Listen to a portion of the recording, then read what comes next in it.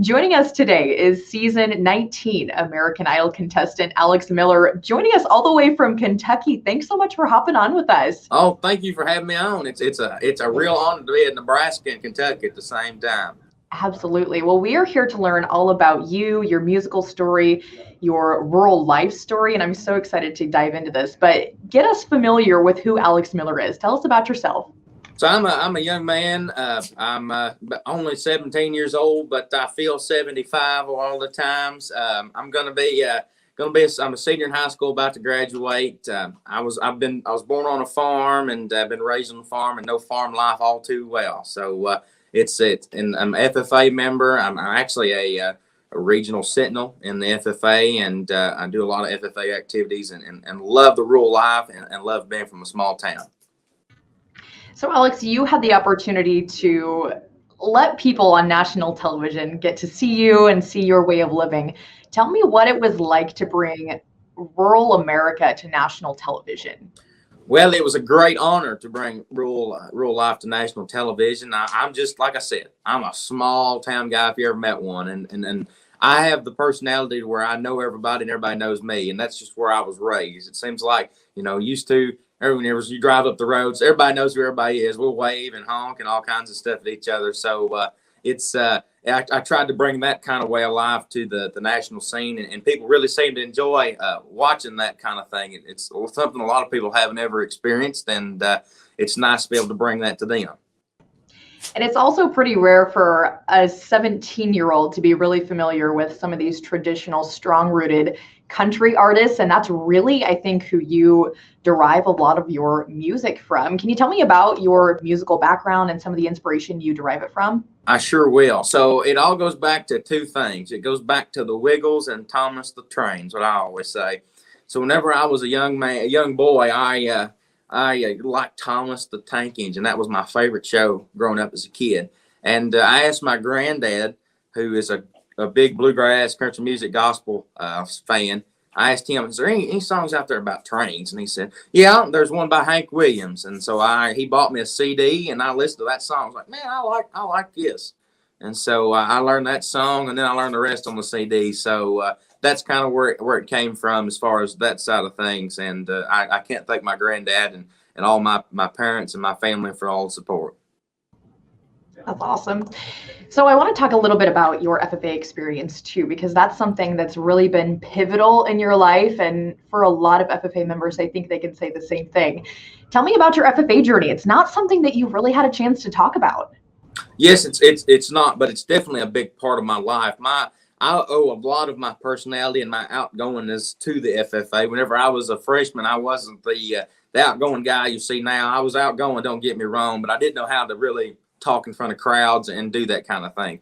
And so I joined the FFA, and it taught me how to communicate to people, and it taught me how to get myself out there to people. I'm not shy no more, and I think that comes across.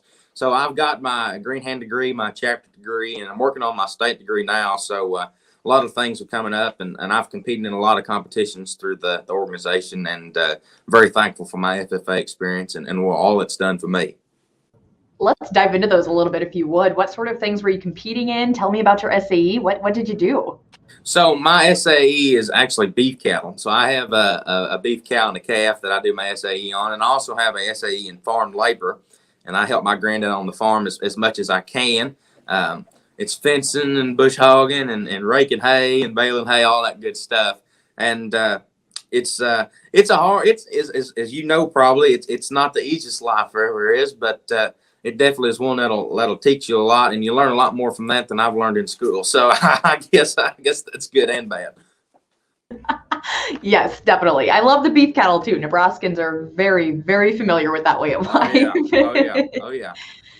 So going back to this music, I want to ask you kind of a question, shoot from the hip. If you had to pick one song to describe Alex Miller, encompassing all of these things we talked about, what song would that be? That's a good question, man. I ain't got one like it. I would say a song that would describe me the best. There's so many. That's a hard one to narrow down. But I would say it would have to be. Oh goodness, I'm going to go ahead and say, considering that I'm beef cow and talked about beef cows, it's got to be the milk cow blues. Okay, what is that? Can you tell us about that song? What is that? Yeah, so it's all about a milk cow running away from home, and every time our cows get out, we got to chase them around. So I feel like that. I feel for that old cow every now and then. I love it. That is so funny. I love it.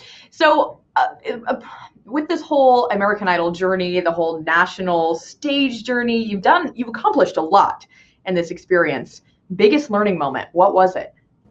It would have to be, as far as me learning, not just with Idol, but in general, would have to be, I cut my teeth at a place in Kentucky called Renfro Valley. And I learned how to be a performer, how to entertain a crowd. So whenever somebody asked me, you know, where did that entertainer in you come from, I would have to say it came from Renfro Valley. It's a variety show, much like the Grand Ole Opry. It's like Kentucky's version of it. And it's one of the places that I would say that's taught me so much. And American Idol has taught me how to interview and taught me how to do all kinds of stuff. And it's definitely been a learning experience. It's all learning. We're all learning, ain't we, Daddy? So it's a lot of fun. So taking all that, what do you take with you in the future from those learning moments? Well, I take with me the fact that I was on a big stage and know how to work that stage. And I take away what Luke Bryan said about trying to push myself a little bit and doing some different types of things. And I was working on doing a Frank Sinatra tape the other day just to try something a little different. So that's what I'm going to take away from this whole experience is that, you know, they never said I was bad. They just said I needed to work on a few things. And I agree with them. So it's just one of those things. Well, you are only 17 years old and you have accomplished so much sitting here talking to me. I'm honored to talk to you, but you mentioned the Grand Ole Opry, Alex, and tell me about this new experience that you're going to get to have and what it means to you. I don't tell nobody, but that to me, that's winning American Idol, especially. I can't thank Luke Bryan enough for being that upstanding of a guy and coming through with his promises is just unreal. That just shows what kind of man he is. And I can't thank him enough. You know, we kind of do two different styles of country music, but yet we still like the same things like the Grand Ole Opry and being able to go out and sing to people. And it's nice that he sees that and is trying to help me. So the Grand Ole Opry, I don't know when I'm going to be on, but if you want to come from Nebraska and come see me, I'm sure we can work something out. Oh, I would definitely take you up on that invitation, Alex. That would be awesome. So you also released some exciting information today about your musical career. Can you tell us a little bit about that too? Yes. So I released I'm Overused to Get Over Me, which is a song I wrote about an ex-girlfriend of mine and did on American Idol. So if y'all want to, go out to Pandora and Spotify and give it a listen and tell me what you think of it. It's a fun little song, and I believe everybody can relate to it at some point somehow. Love it. Perfect. Well, Alex, as we round out this conversation, we've mentioned a couple times you're still in high school pursuing your high school career. You've got a lot coming ahead. What's next for you? So I'm going to try to pursue music, and that was part of this whole American Idol journey was this is what I want to do. And my mom and I had a serious conversation about that one night, and that's what led me to the American Idol experience was her saying, you know, you're going to have to go to college and you're going to have to do this. And Alex said, I just don't think that's up for me. So I wanted to do something with music, and she signed me up for American Idol, and I did it 1 week, and they sent me to San Diego, and it just showed me that I am doing what I am supposed to do. And it was that was a defining moment for me. Well, we wish you the best of luck in that journey, Alex. As we round out the conversation, what one thing from Kentucky would you tell Nebraskans about agriculture? I would tell you that be glad y'all got flat land because we got so many hills out here, we can't do nothing with them. So y'all just be glad y'all know what flat land is like. Thank you for that. Now we'll be appreciative. No, that's exactly right. Exactly right. All right, Alex Miller joining us. He is a season 19 contestant of American Idol, joining us from Lancaster, Kentucky. Alex, thanks so much. Thank you, fellow Alex. Thank you.